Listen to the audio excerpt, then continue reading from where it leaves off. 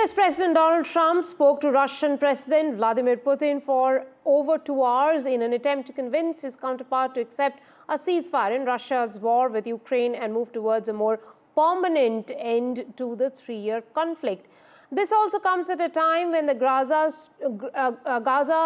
Strip has seen fresh violence with airstrikes by Israel. My colleague Disha Bagchi joins me for more on what has happened during that 2-hour conversation. Disha, do take us through all the news that's coming in right now from the White House.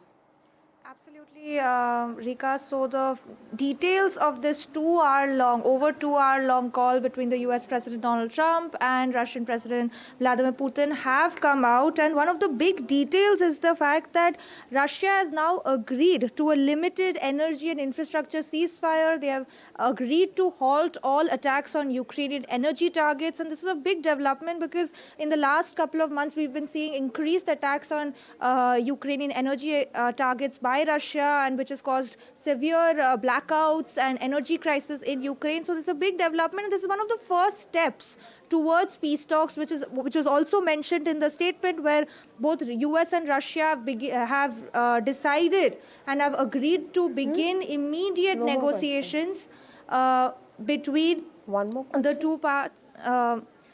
They have agreed to begin negotiations in the Middle East. And apart from that, an interesting development is also the fact that Iran was in fact featured in the talks between the two leaders. And in fact, according to the White House statement, it mentions that the two leaders shared the view that Iran should never be in the position to destroy Israel. Now, this is a crucial and big statement coming in within this call, because to tell our viewers, Russia and Iran are quite close allies, and they even signed a mutual agreement just in January, just days before Donald Trump returned to the White House. So this statement coming in, and from the White House statement, that both leaders have mentioned that Iran should never be in the position to destroy Israel, and this comes at a time when Israel has also begun fresh attacks on the Gaza Strip. So interesting developments.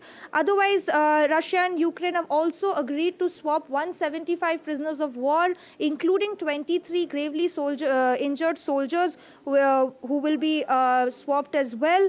So various interesting developments coming in from this call.